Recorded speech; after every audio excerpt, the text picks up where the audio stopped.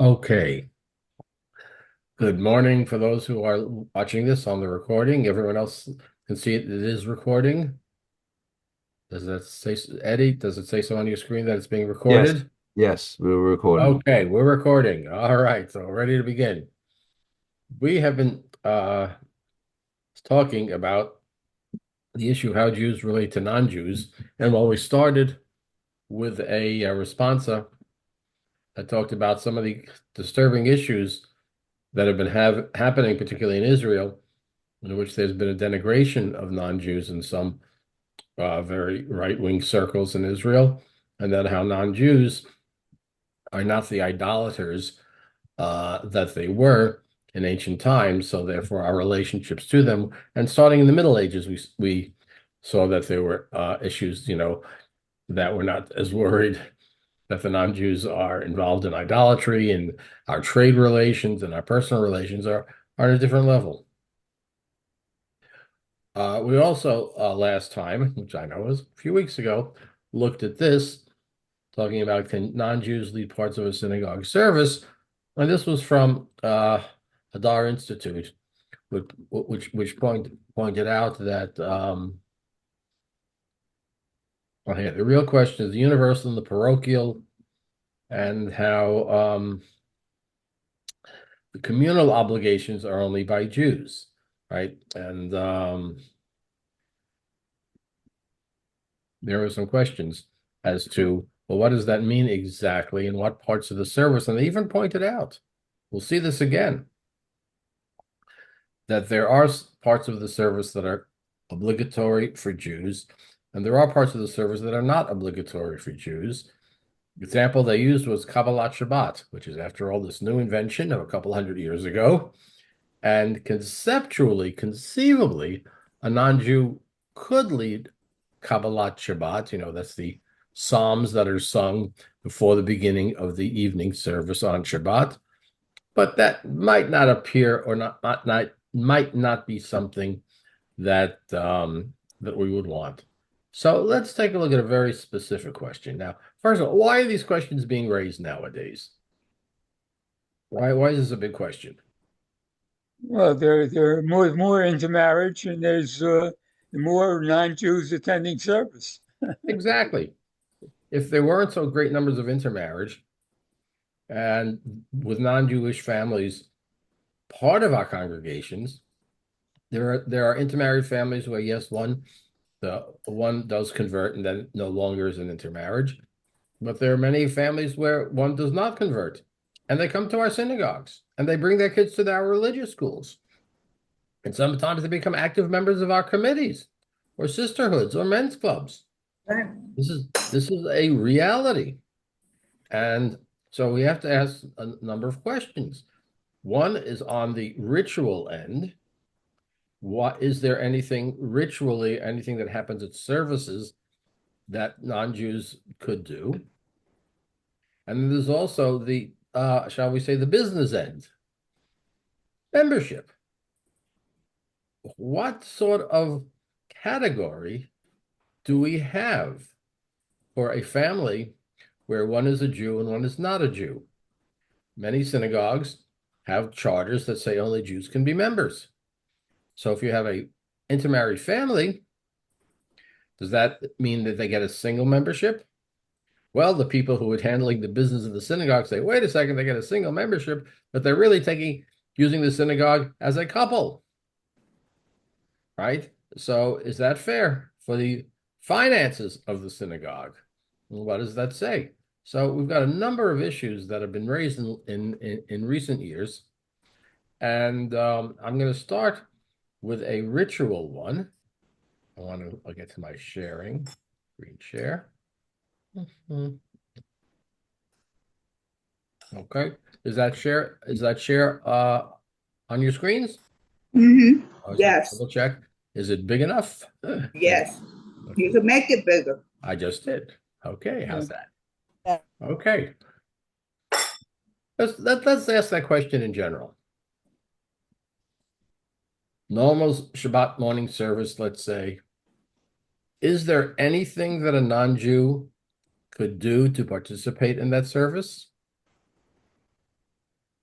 Anyone? Charlie? Well, they could read the prayer for peace, or Prayer for peace. Okay, the prayer for peace is not an obligatory prayer, right? It's in English.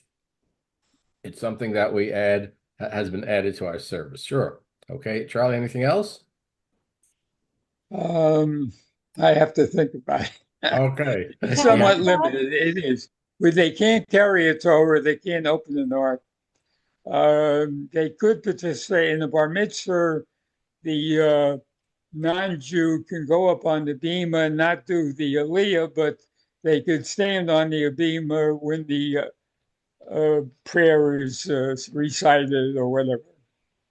Okay. Okay. There is a role for the There is non-Jew a in, role, and you're pointing out some ones that, but even some of the things that you mentioned would be a radical change in some synagogues, right? Uh, yes. we'll get to that in a moment. Carol, you were going to add something? Yes, I was wondering, can a non-Jew say the prayer for those who are ill, for those who have died? Can they say Kaddish? Good question. What if a non-Jew spouse who is Jewish dies? Can they I say mean, Kaddish? I don't know if that's obligatory. Let's say the Obligatory, prayer for Shlema obligatory for Refuah. Jews. What about non-Jews? Good question. Well, we haven't may not answer it fully today, but all these questions are being raised. Even the issue that Charlie talks about is the bar mitzvah has a non-Jewish parent.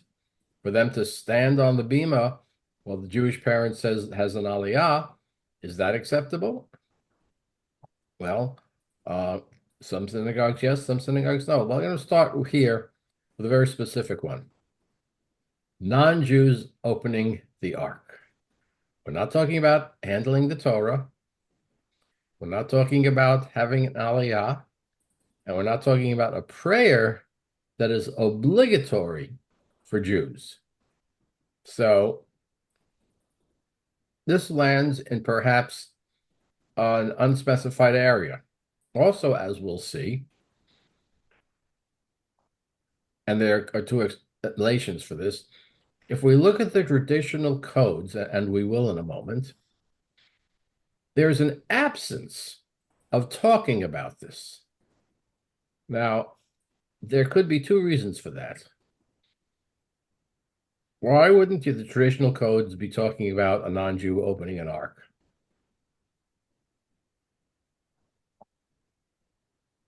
Well, one simple answer is it was unimaginable. What do you Right. mean a non-Jew It wouldn't opening happen. an ark? Yeah. What's a non-Jew doing in our synagogue anyway? Opening it up. What are you, crazy? I mean, come on. That's not a question. Or might someone argue, this is a classic argument from silence, which is never the greatest argument, is that opening the ark is not an obligation. Well, if it's not an obligation, does that mean that a non-Jew is prohibited? Is there an opening, to use a punning statement, for non-Jews to be involved?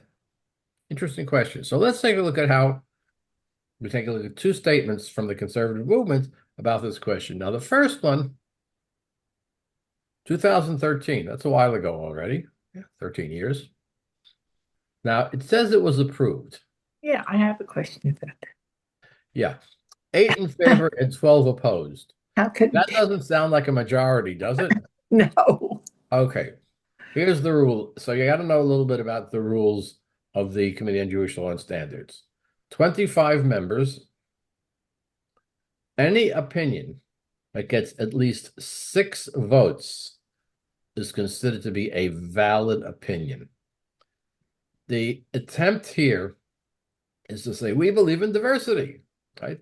As a matter of fact, if you've gone to different conservative synagogues, hey, our conservative synagogue in Fair Lawn, New Jersey believes in diversity, right? We have one minyan, we do the full Torah reading. We have another minyan that does a triennial Torah reading. We have one minyan where women are treated totally equally, and we have another minyan where they are not. That's an old story at the Fair Lawn Jewish Center. Is that because we are arguing over women's roles, or is it a positive statement of diversity? So the movement tries to be diverse, and I suspect that many of you have been to many different conservative synagogues. You can pretty much tell this is a conservative synagogue and not a reformed synagogue when you walk in for a service. Is that a fair statement? Yes. There's a distinctive. On the other hand, there is quite a range of the use of music, women's role, uh, and how much the liturgy might be modified. Certain things might the adding the matriarchs to the Amida. Not everybody does that. So while it was pretty clear, if you walk into a synagogue, this is a conservative synagogue, it is not always clear whether or not maybe there'll be musicians on Friday night and not Saturday.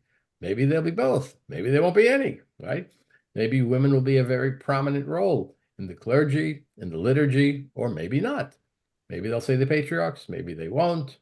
Uh, the, there are even minor change differences in the liturgy that you may or may not even notice.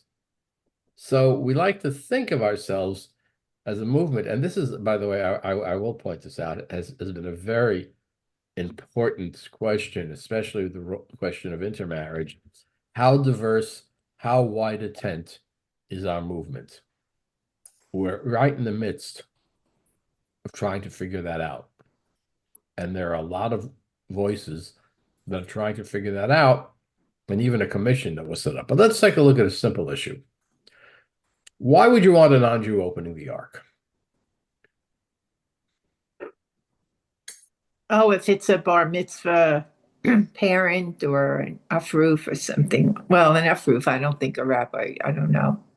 That's a good Yeah. that's another question. What about enough for an intermarriage, We right? we have had afroofs, not real, not Saturday morning afroofs. We've had an afroof type ceremony on a Friday night. Okay, so that's an interesting question there too. Okay, so one question would be, should a non-Jewish parent, grandparent, brother, whatever, be prospective bride or groom be able to Hmm. open the ark? So that's going to be raised. Yes, and the question too with Ufruf, right? You are certainly not obligated to have an Ufruf. If you got married without an Ufruf, you are still married. Thank you. Okay. So it's not obligatory. On the other hand, should the synagogue have an Ofruf on a Shabbat morning, as they normally would when two Jews get married, when there's a Jew and a non-Jew getting married? Interesting question, as Rini points out. So one synagogue's solution is, well, we don't do it on Saturday morning. We do it on Friday night. There's no Torah out. It's not an obligation. So the rules are a little looser, shall we say, right? Okay. So let's just start with this simple question. Non-Jew opening an ark. And notice, yes, as you pointed out, the numbers. 8 in favor, 12 opposed, 4 abstaining. Talk about a mixed result, right? But because it got at least 6 votes, it is a legitimate position. If you walked into a conservative synagogue and you saw a non-Jew opening the ark, that is a legitimate position of the Committee of Jewish Law and Standards, and the rabbi of that congregation has the right to do or not do that. Okay. Is the number of people on the committee always 24? 25. 25. So that's less than a third in favor. That it seems like a very small number Hey, it to only takes approve something. 24. It only takes 6. By the I way, know that's a third. Wait, 6 times, it's a fourth. It's that's correct. even smaller, a fourth. Correct. Less than a fourth if it's 25. Yeah, that it seems a little odd. You may as well not bother having a vote at all. Well, In a let's way, yeah. I'm sorry, go ahead. I was going to say there's no board, synagogue board, other organizations that would pass something when only a quarter of the membership approves. That So is probably it just seems odd. It just seems odd to me that a bunch of rabbis planning would allow such a small number to dictate to the entire conservative movement. But let's be clear. What they are saying, and by the way, let's make it worse. Let's always make it worse. 25 members, 6 people can have an opinion. You can have 4 separate different opinions on an issue, right? Right. All valid. I have a 4. question. Yeah, Because it's allowed, it doesn't mean we have to do it, does it? that's correct. Yeah, that's Yeah. the next point. All it is saying is that this is a permissible opinion. It's up to the rabbi, who's the Right. Mara D'Atra, the leader of Jewish law in his or her synagogue, to make the decision. And by the way, I would also argue that it's a wise rabbi who has his, shall we say, finger on the temperature of the synagogue, who Of is course. not going to say, this may not be right for certain synagogues, while for other synagogues it may be the exact thing that they want to do, right? Right. When you make Well, changes, the thing with doing something unusual is that it becomes a precedent for other people to also do it, and hence sometimes one deviation can affect the whole future of the synagogue in a sense. So you have to be careful. I mean, there's a word of caution with this, but sometimes, like the Supreme Court, a dissenting vote can really be the most important vote, even though it's maybe 9 to 8 to 1. But sometimes that dissent can be in the future the way the court generally evolves. right? And Like by the way, the Dred that's Scott one of the decision or some of these other crazy decisions of the Supreme Court years ago are now mainstream. that's right. And that one of the reasons we always say, why is it in the Talmud they always give you the positions that are accepted, and they always talk about the arguments for the positions that are rejected, right? I mean, the Talmud is full of positions. Beit Hillel and Beit Shammai said this, and it goes this way or that way. So why even put in your text the minority or the rejected opinion? Why not just have the text that says this is the way you do it? And some argue that is an indication that maybe exactly as Charlie said, maybe sometime in the future, that minority opinion might become a majority opinion. We don't know. So the Committee on Jewish Law and Standards, and I think I wrote a paper about this some years ago, when they because there was some question as to what should be the threshold that allows for legitimate opinion. By the way, just to make it even worse, why not? A rabbi has to follow only a small number of actual opinions, i.e., to be a member of the rabbinical assembly, you cannot perform an intermarriage. You have to accept matriarchal descent, right, of Jewish identity. And if you perform a wedding, anyone who was married before that wedding in a Jewish wedding must have a Jewish divorce. Okay, those are the big 3. On those 3 issues, there is they've risen to a higher level, i.e., if the Committee on Jewish Law, I forget, gives a certain percentage majority, and then the Rabbinical Assembly at its convention also agrees with it by a certain majority, then they become standards. Standards you cannot have other opinions about and be a member of the Rabbinical Assembly. Okay. But even so you have this 8 to 12 vote, right? So that means conservative rabbis are allowed to do this. Some will, some will not. If it is not a standard, an individual rabbi could conceivably say, even though the Rabbinical Assembly Committee on Jewish Law and Standards says I have to do it this way, it's not a standard of the movement. I am taking my rabbinic authority and I'm going to go against the committee. That could do that. Generally not a wise thing to do, but they could. So there's a difference between an acceptable position of the Committee on Jewish Law and Standards and the absolute standards that we have to follow. So this one, as you all point out, this is clearly a minority view, right? Now, as Charlie points out, who knows what the future will bring? Hey, I'm not going to be around that much, well into the future, but this issue is a constant issue. And I will say this, the issue of having the non-Jewish spouse of a bar or bat mitzvah student stand next to their Jewish spouse on the bima during a bar mitzvah, that's a fairly recent thing.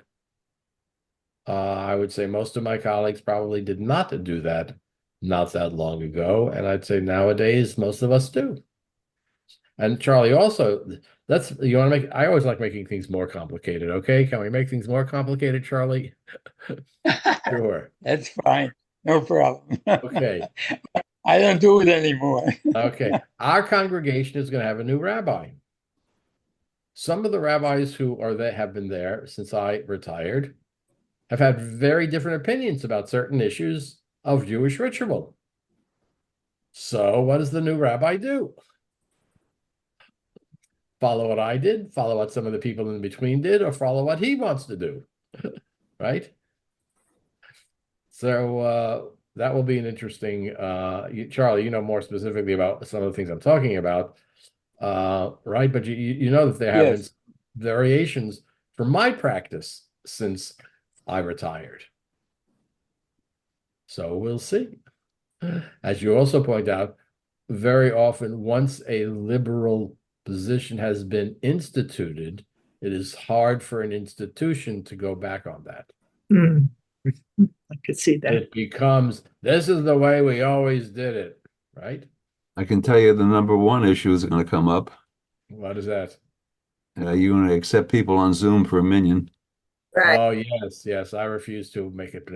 Yes, that's a great question. I've been asked that many times, and I've said very immediately, I am not the rabbi anymore. It is not my decision to make. Whoever is the rabbi makes that decision, and that's it. I'm out of it. I know the ritual committee has some feelings, and I know some of the different rabbis who we have had different feelings, right, Charles? Right, Eddie? Yes, Right. absolutely. Yeah. So when the new rabbi Yes, comes in, definitely. I don't know if they asked him during his interview what he felt about that, but that's an important issue. I'll give you one or two others. Kohen and Levi and Yeah. on the Aliyot. Close relatives following one another in the normal course of the 7 Aliyot. My feelings on that have not been the feelings of some of the people who've come after me, but hey, not my department anymore. So we'll see what the new rabbi feels, right? Eddie, you know what I'm talking about? I know what you're talking about. So I had a substitute for a bat mitzvah because one of those rabbis was away, and I said to the family, "Hey, whatever that rabbi rules are, those are the rules we'll follow. Not my and frankly, they were not the rules that I would personally follow. But I said, whatever, I'm not the rabbi anymore. Whatever that rabbi wanted, that's what we're doing. So we'll see. So again, here, imagine you're in a synagogue where you have non-Jews opening the ark. And a new rabbi comes in and doesn't want to do that. So a family comes up to the new rabbi and says, Rabbi, my child is becoming bar bat mitzvah. My grandfather is not an easy place to be. Okay. So let's at least take a look at what his arguments are. Okay. Now we've seen, and we will see that one of the arguments certainly would be, is this one of those ritual roles that is reserved only for Jews, right? That's a critical question, but it's not the only question, as he will see. But let's see how we develop. All right, any comments or questions before we jump into the actual teshuvah? Okay. Right. He points out it's relatively recent. The integration of the Jewish community in the wider American context has raised for many congregations a number of questions. Do you think they ask this question in Israel very often? The answer is, of course, no. All right. So he's going to, start first. What about touching a Torah scroll? Who can carry a Torah? Who can touch the Torah? Is that similar, right? Opening the ark, whether or not it can be spoken of separately from removing the Torah. If we have a rule from the ancient sources about who touches the Torah, then does that rule about touching the Torah also apply to a rule about opening the ark? That might be, helpful for us understanding it. And this is the symbolic significance of the ark. And directly, there are two sources about that. Fifth, identify a number of liturgical practices which may be performed exclusively by Jews. That's the question. Is this one of those liturgical practices that only Jews can do? Whether or not the halakhic system. Now, notice what he says. It's very interesting. He puts two things together, which is going to be a critical issue here. Not just a question of, is it the absolute ruling of Jewish law? That's one aspect of this. And again, he will as well bring up this question of Kabbalat Shabbat. And the symbolic meaning, does that have something to do with it as well? And I think we would say, would you want to be in a synagogue where, yes, it is allowable by Jewish law for a non-Jew to lead Kabbalat Shabbat, the Psalms that we sing before the Ma'ariv service on Friday night. But is that the right thing to do? Would you feel that that's appropriate?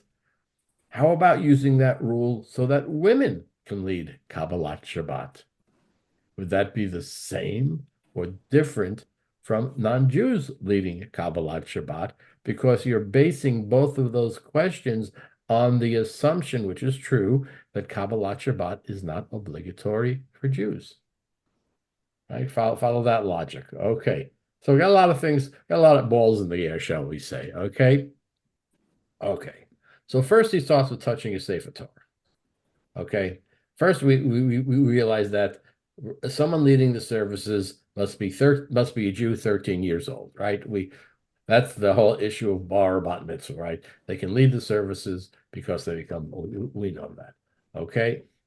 Anyone not obligated may not release, someone who's leading the services, he's praying on behalf of everyone. Okay. The codes are silent on the matter of opening the ark, apparently because this act is a matter of choreography as opposed to ritual necessity. Yeah, we should not be surprised. The codes, the traditional Jewish codes, talk about who's leading the services, who's having an aliyah, but opening the ark, it did not seem to be, certainly in ancient times, or medieval times, when the codes are being written, to be something that's even worth talking about. It's by obvious, right? So why even mention it in your court, in your in a code, right? Certainly, contact with the Sefer Torah. This is from Maimonides. All those who are impure, ritually impure, even a menstruant or a Kuthian, a person of questionable status, may take hold of a Torah and read from it, for a Torah cannot contract impurity. This became an interesting issue when women were first allowed to have the ritual roles. I mean, I don't know about you, but I certainly heard that. Rabbi, the woman can't touch the Torah, right? Right. But that's not true. It's very clear from the codes that is not an issue. Whether or not that is an issue for opening the ark, so here we would have someone say, well, that's here's a non-issue that people thought was a big deal. It's not a big deal. From the time of Maimonides, right? 1,000 years ago. Okay.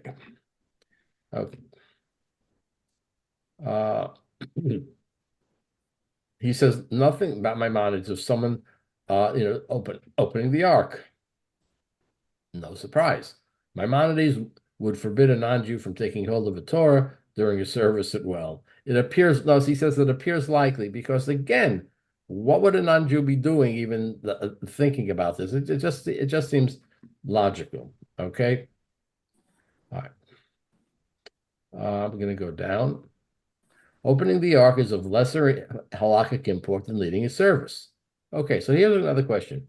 How important? Okay, it's not an obligation. You're not obligated. You don't have to be a Jew to do certain things, a lesser level. But where is it? Opening the ark is a distinct honor. Now, nowadays, the person who's giving out the aliyot, right? The gabbai, Susan Cohn or Harold Fine nowadays. Charlie used to do it so well. Is it an honor you had to give out every Shabbat, Charlie? No, I'm out of the act. I'm on the sidelines these days. You're on the sidelines now, but when you weren't, when you were the gabbai, the Jew, Yes, the synagogue it's always you're considered. preoccupied with that. It's a Right. it's an occupation unto itself.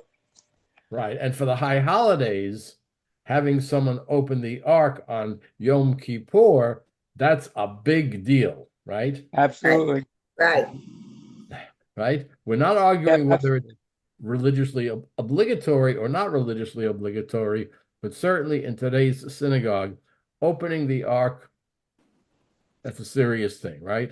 Okay. Yes.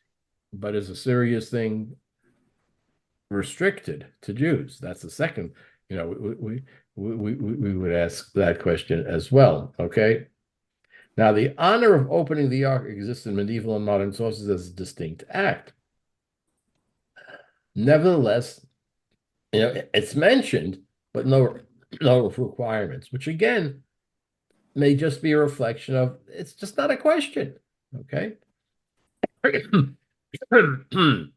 Now, what's another parallel? How about the Ark of the Covenant? All of us who've seen the movies, right? The Ark of the Covenant was only handled by priests, and it was a pretty, you wanted to stay away from it if you were not a priest. There was great dangers in touching it. But you could say, and there are certain the opening of the ark has symbolic value. When the Torah is taken out, supernal love is awakened, and a person should say Barich Shemay, right? And we usually just sing Be Ana Rachet. In other words, there is a particular prayer, right, when the ark is opened. We've all been in synagogues, they open the ark, and we see that page in Aramaic. It's a liturgical expression. It's in our Siddur. So, okay, it's a serious thing, but how serious? Yeah, this is from a code. To my dear friend, regarding the question as to whether to honor mine is to open the Holy Ark. Oh, here's a question. What about someone who's not bar mitzvah age? Could they open the Ark? Well, it's not an obligation the way leading prayers is. They're Jewish, but they're 12 or 11 years old. Could they do so? Look at this text. And as to the matter that a minor may take out a Torah, it is forbidden. So the minor can't touch the Torah.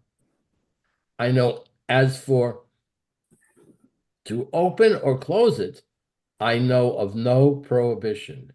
Not because of the honor of the if not because of the honor of the congregation. And if it seems like this is an issue of honor for the congregation, then certainly you can't allow it. In other words, it just doesn't seem right in the congregation to have a quote child open the ark. Think he's right about that? Yeah. Would it seem Say a little yes, because there Well, has to be a distinction between being an adult at post bar mitzvah and not being an adult in Jewish law. right? Otherwise, you're erasing these distinctions. But even if you have, it's hard to argue. You certainly can argue about leading prayers, being a bar mitzvah. Even if you can't fully argue that opening the ark is on the same level as leading prayers, it still doesn't seem quite right. Right. All Not right. to So, me. I disagree. okay. So there we have a disagreement, right? Here's a question. Even if it's permissible, should we do it? Because there are other issues. And here he's saying kavod hasibor. In other words, just doesn't seem right for the congregation to send a child up to open the ark. How would you feel if a child opened up the ark on Kol Nidre night? Well, We have, Charlie, and Yeah, then I have a little dissenting the vote here because I think opening the ark sometimes is a way of introducing the youth to the service and get them involved. And very often the children that open the ark in some cases become the leaders of the future. So if there is a way of getting a younger person involved in the service, I endorse it generally within limits. I How's that? agree. I okay, agree with Rainey, you. I don't think we're talking about 7-year-olds here. I think we probably be just pre-bar mitzvah kids, not, babies. We're not sending babies up there to open the ark. So I agree with Charlie. okay, so you'd say be okay pre-bar mitzvah kids. Would it be okay on a regular Disagree. Shabbat? Fine. What about Yes. on the high holidays? Would that No, seem not the right? high holidays. Yeah. Why I not? think the high holidays is a totally different type of theater, you might say, and the symbolism is very important. And the high holidays, almost everything you do has to be with a little bit more discretion and more halachic, you might say, whatever. Now Okay, that's Rainey, interesting. what would you say? I have to disagree because one of the things our shul, our rabbi, I guess, she's in charge, has done is on Rosh Hashanah, we have a special ceremony where the seventh or eighth graders, because we have a pretty active Hebrew school up through high school, where the seventh graders participate in the Torah service Well, in that's a little bringing different. Yeah.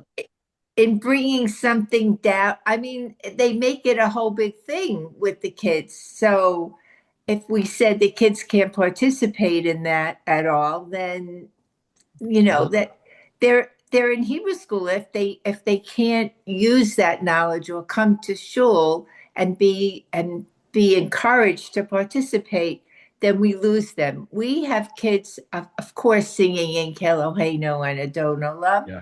but also leading Ashrei because they've learned how to do it and they come up Well, and they Rini, I hear what you're saying, but let me ask my question very yeah. directly. Would you feel Okay. comfortable, Kol Nidre evening, the ark is being opened, and it was being opened by 11 or 12-year-olds?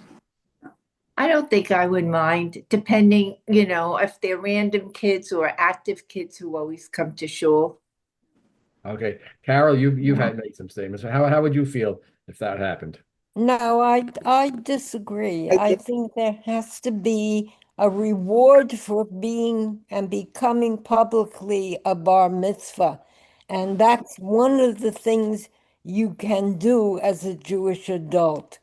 Um, and if you're going to allow pre-bar mitzvah, pre-b'nai mitzvah doing this, I think it takes away from the separation of being Right. 13 and not being 13. Okay, let me just point out I'll get you in a minute, Rini. What Hmm. we're bringing in here are non-halakhic issues, right? We're bringing Hmm. in non-halakhic issues. Notice this scholar says a priori, when there is no disagreement, it would be wrong to have a minor open the Holy Ark. And he's not arguing on halacha, he's arguing that this is just not the right thing to do. Okay, Rini? Well, I was just going to say that in synagogues I've been in, um, except for the Center for Jewish Life at Hillel, the honors are always given out to either large donors or someone who's maybe been not such a large donor but very active, maybe the Mhm. president. So I think it's just become traditional to give those really big honors to big donors. And so I think that might be the reason more in some synagogues more than the fact that could be a very active 12-year-old. We have Madri Kim, in the shul who Mhm. get past a certain level in Hebrew school and then teach the Hebrew school kids or help the so There's but a notice difference that, between a kid who never comes and a kid who's always there. okay, but again, notice we're adding some issues that have nothing to do with the actual traditional halakhic system, right? Right. Big Mhm, donor, very active, Madrid, mhm, it's okay, it's not okay. So right. we recognize that whatever the strict rule is, there are some other issues that we're taking. By the way, I just have to say this. I used to have Friday night on the Kol Nidre, or no, I'm sorry, Kol Nidre evening. I had all the seventh graders come up with a special blessing. Yeah, you're right. We need to bring them up in some special way. This is their first required. No, I'd have all the post bar mitzvah, all the kids who were bar mitzvah the previous year. I'd have a special blessing for because I wanted to have them there. Anyway, all right. So now, so we see a possible concern of congregants to honor congregants honor the congregation to prohibit a minor. However, should such a practice have been started, the issue lacks sufficient strength to stop. So that's a great issue. Once you let it go, this is the way we always did it. So it's hard. It's really hard to go back. Okay. Okay. Okay. So we know about Aliyot, and all suggest that there are issues with non-Jews touching the Torah during a service. Okay. I'm sorry, someone had a comment? No? Yes? Okay. So, from the halakhic perspective, the prayer leader, only a Jewish person can pray on behalf. But the other issue is there are some gray areas, right? For example, a non-Jew might be allowed to lead a Kabbalat Shabbat. But we just don't feel that would be the right thing to do, I would argue. Right. Right? Right. I agree. All right. Right. Okay, so here's his conclusion. Halakhic literature is largely silent on the question of opening the ark. It never came up, right? And he goes on. So he says the halakhic sources raise no barriers. Well, he's right about that. Okay. But here he goes into, but he doesn't stop there. He says symbolic considerations, right? The act of opening the ark is of great meaning. Mhm. May be viewed to imply an acceptance of Torah, suggesting the celebrant should be a member of the covenant. If it is viewed as a leading representing the congregation, that symbolic substitution would require the honoree to be Jewish. But now he's going to argue against that. The revelation at Sinai was directed both to Jews and non-Jews. Yes, there was a mixed multitude who left with Egypt, and they were there. The revelation at Mount Sinai was aimed primarily at Jewish people. It is not aimed exclusively at Jewish people. Well, that's true. And he says the powerful symbolism of opening the ark suggests that anyone doing so ought to have some notion of the meaningful quality of the act. I'm not sure what that means when he says that. So, in other words, if you're asking a non-Jew to open the ark, you have to give him a test beforehand. I don't know. I mean, I think he's trying to make his case, but I'm not convinced. In the absence of clear halakhic criteria, sociological considerations. Okay, fine. Opening the ark is one approach addressing what the concerns. Okay. When a non-Jew is invited to participate in a meaningful way, separate from the required ways, that non-Jew is embraced and invited to explore their spiritual path. I think he's putting a lot of weight on a very simple act that may be being done just for the family. That this is not, here's where I would agree with him. There are now family and personal connections to non-Jews that raise this issue. Yeah, I mean, okay, so a non-Jew whose child is becoming bar bat mitzvah and has supported the bar bat mitzvah student is different from the aunt or uncle or grandfather, right, who is also a non-Jew.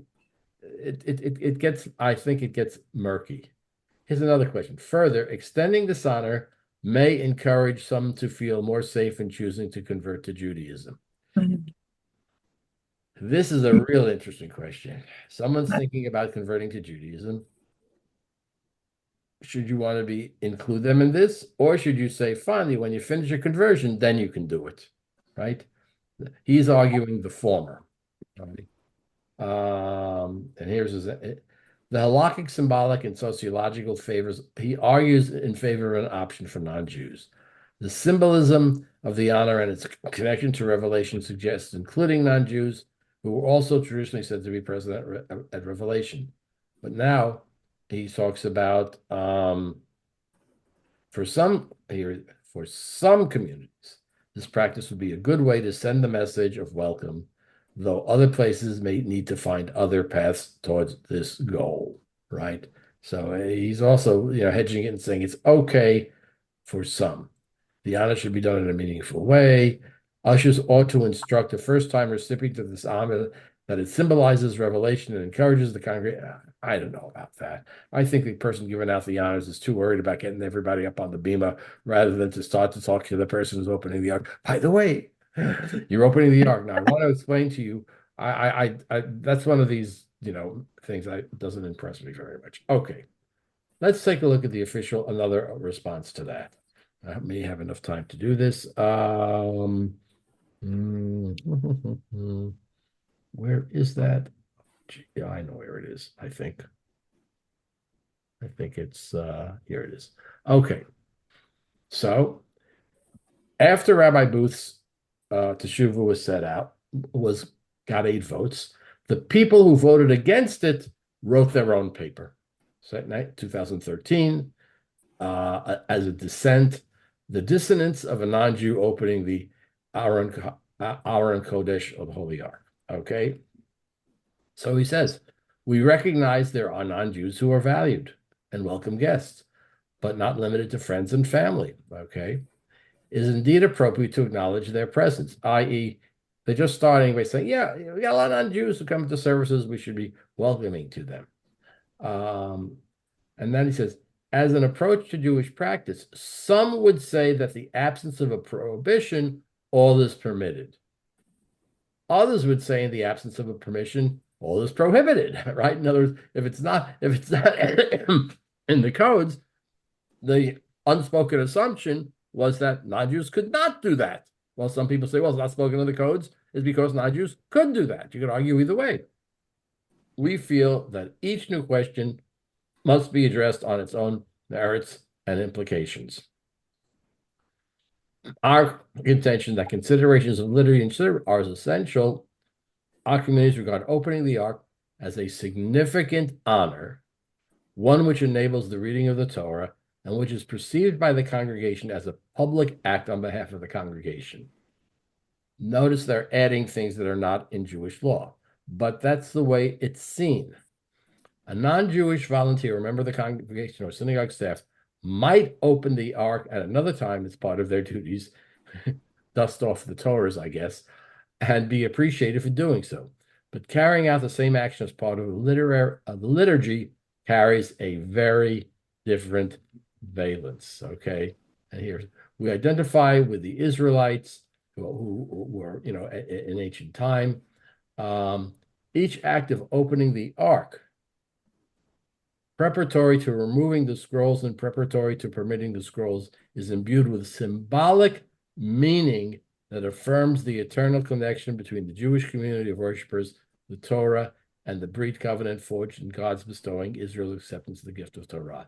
Here, what are they doing? Adding something that's true. It's not in the codes. Yeah, Rainey, you're responding to that? I was just going to say, I would be more comfortable with a 12-year-old opening the ark With the than who? I'm sorry, with the with an 11 or 12-year-old okay. Jewish kid opening the ark. I think more than a non-Jewish person. And I'm very much in favor of a non-Jewish parent participating as much as possible in a bar mitzvah, but I don't think I'd be personally comfortable with somebody non-Jewish opening the ark. Right. But by the way, notice this teshuvah is not about 11 and 12-year-olds.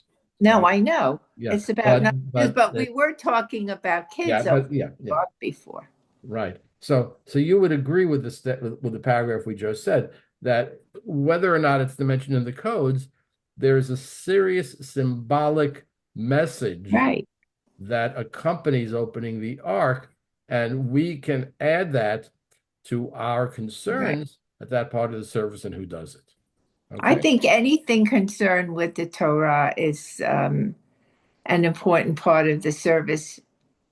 So, I mean, when they carry it around the room, you're supposed to follow it.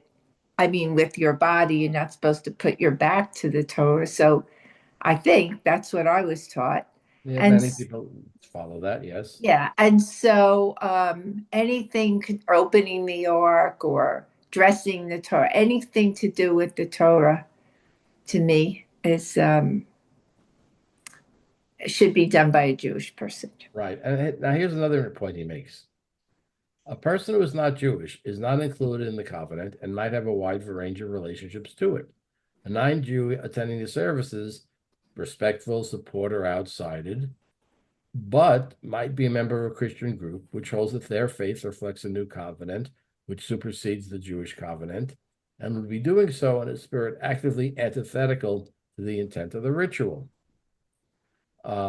In that any case, one who is not Jewish by definition, not part of the Jewish covenant, and it is inappropriate for him or her to represent the Jewish community, excuse me, in reenacting, accepting it. So what do they conclude? The act of opening and closing the Aron Kodesh during the course of services must be reserved for Jews. Inviting a non-Jew to perform this ritual act is inappropriate because it drains the words of affirmation of Torah and covenant of their meaning. Some congregants may seek ways to recognize and honor non-Jews who are present at services, whether they be regular attendees, family or friends to celebrate a simcha. There are many potential ways of honoring them that do not pose a challenge to the premise of the service being held. The conclusion of the signatories of this document is that the fundamental meaning of actually the Hebrew got turned around, by the way. You got to read the Hebrew backwards. P'tichat Aron Kodesh, opening the ark during the services, precludes the involvement of non-Jews. So in other words, even though it's a minority, and this wasn't even voted on, this is just a statement because they know because of the vote, it is an acceptable practice, but rather they're not going to have another vote. The vote was taken, but we want to express why we feel that it is inappropriate. All right, comments or questions? Okay, we've kind of beat this up. I have a little joke. I mean, not a joke, but a funny incident that happened. That we were at my nephew's first child's baby naming at my brother's shul, and they gave Ted, my husband, the honor of lifting the Torah. And one of my cousins said, "Wow, you did a really good job, Ted." And he said, "When I was younger, I could do it with one hand," which has nothing to do with this, but Right, it's okay. just dealing with the Torah. Okay, so I'll open up the next question, which will go into some detail next week.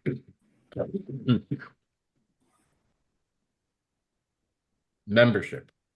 Ah. What is a member? Excuse me.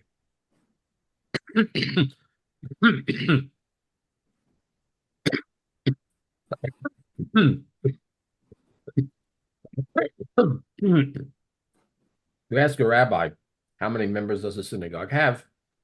He will say, we have X families, right? Right. So the way of measuring synagogue numbers is by families. Now, family could be anywhere from one person to a half a dozen person or more, right? We don't know. Maybe they have a lot of kids. Ask a non-Jewish clergy person how many members they have. They'll do it by individual numbers. You know, we just assume that just because we do it by families, everybody does it that way. And then you say, you know, we have 300 families, could be anywhere up to even perhaps several hundred more people. And what do you do? Not just in terms of counting, but what about accounting? Dues. Not only have accounting, you also have privileges. If you have a family that has a kids in the religious school and your synagogue says that they should pay family membership because they are a family and they're taking services as any other family would take, well, then the next two questions are asked. What ritual roles do they have? And better yet, what roles do they have in the governance of the synagogue? Can they be committee members, president of the sisterhood, men's club, members of the board of trustees, right? If they're paying dues as if they are anyone else, how do you deal with that? And in some synagogues, that could be a significant proportion of your membership. Not so much here in the Northeast, but certainly in other parts of the country, right? So the question is raised, what do you do? And if you don't have them as members, let's say you say, okay, you're an intermarried family, you're a single membership. Is that a disincentive from bringing people into our synagogues? Will that people say, oh, so my spouse has no rights here. Well, I'll go someplace else. How do you deal with those issues? I'm just raising them. We only have a minute or two left because I don't have time to go, but we will look at the articles. And if you've gotten the articles, you may have, I don't know if any of you have looked at the articles I sent out, but you may have been surprised at what the United Synagogue has said about that issue. We will take a look at that in detail next week. Okay. Comments or questions? Okay. Being a rabbi is much harder than people think. There's all these other issues going on, not just what we see on the outside. There are serious, quote, I would call them boundary issues that the Jewish community is facing nowadays that they never had in the past. It's easier to be a Reform rabbi when these boundaries issues don't exist. Mm-hmm. Where they will allow non-Jewish parents and other non-Jews to do things in their synagogue services, which we would not. But these boundary issues are really, and right at the moment it's the conservative movement are trying to find, the better ways of dealing with them than perhaps we have in the past. Okay. Good to see you all this morning. Thank you. Chag Sameach. Chag Sameach. Enjoy Shavuot. Enjoy the nice weather. It's got a little hot today, but it's going to cool off. And we'll see you all next week. Wonderful. Thank you, Thanks, Rabbi. Rabbi. Thanks, Bye. Rabbi.